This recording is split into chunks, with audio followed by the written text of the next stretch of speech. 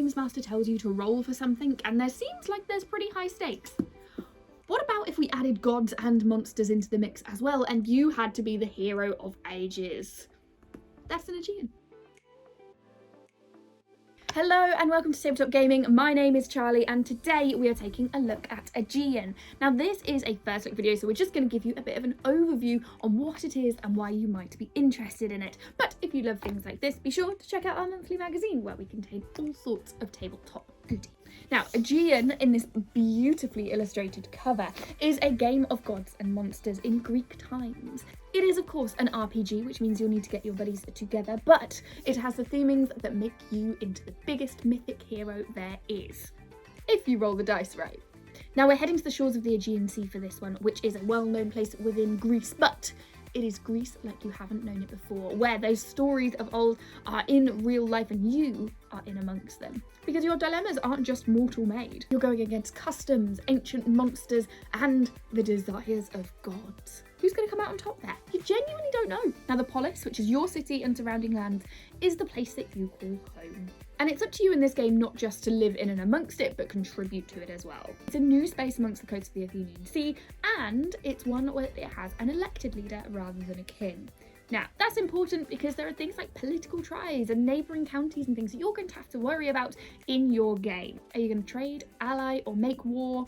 Only you will tell. Now, this can be almost sort of another character within your party because you are going to be going on your adventures, but you are just as equally as responsible for your Polis as well. And that makes it incredibly interesting because it's not just a hack and slash style game. It's something that you're going to have to think nuanced thoughts about. Not in a way that takes away from the fun though. Something that's very popular about this game particularly is that yes, it is a little bit crunchy, more on that in a moment, but it's not unclear, it's not difficult, and you'll be able to make sense of everything that comes out of this. In a review in our magazine, we turned around and said that actually the gameplay relies on several subsystems, but that all work harmoniously together. And in fact, the core gameplay, the core mechanics are very simple. So whatever level you are with your RPG games, this is an option for you. So let's get more on those mechanics themselves. So the core premise is mostly that you're going to succeed, okay? This isn't designed to trip you up, to have bad things happen to you. This isn't a sort of everybody dies at the end style thing. It is instead designed to keep you moving forward by succeeding. You're going to become these heroes in the end.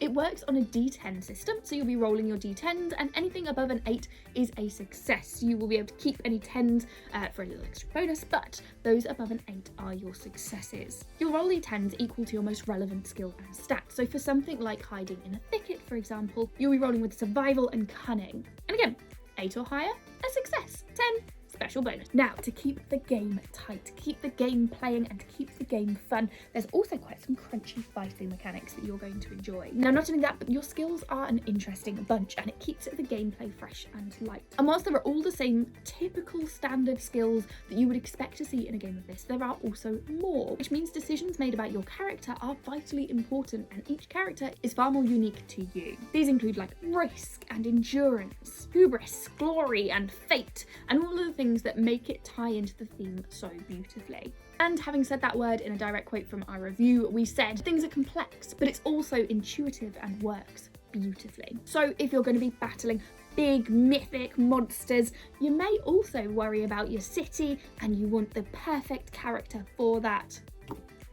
Aegean has it all. Now, I say has it all, but many of us like the visual elements that come alongside it, so it also has the option of a couple of treats too, one of which is a beautiful map.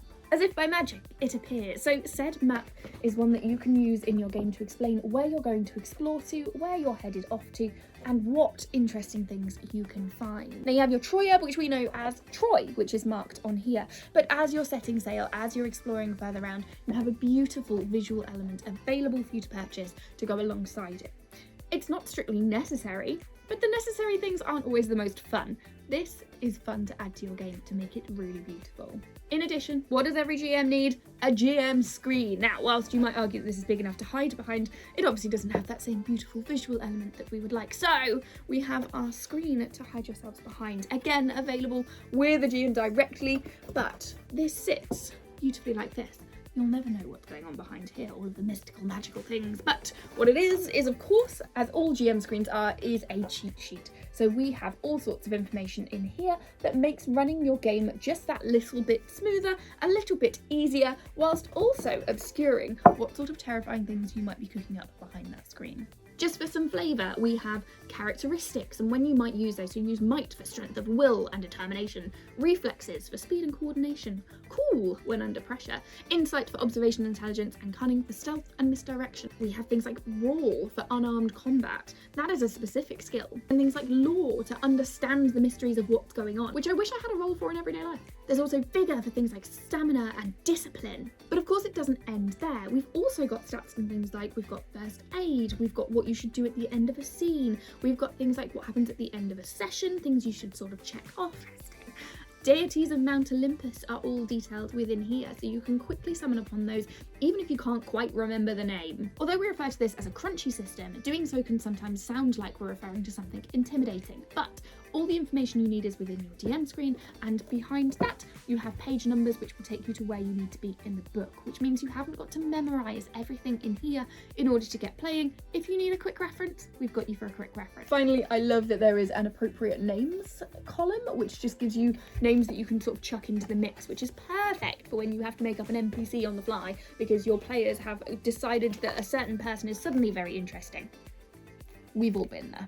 Now the game is ambitious but lovely, and if you love your Greek mythology or any form of sort of hero making and exploration, this could well be the game for you, so you should really head and check it out. Now what I will do is I will pop a link to our review of it so you can read in a little bit more detail our thoughts on it. That will be in the description, and importantly we will link as well to where you can pick this up because it's great fun and there's plenty more to see. We will also have another video on this series because there are more books. You're going to want to check that out, so we'll see you there. As always, thank you so much for watching. Have a wonderful day and we'll see you soon.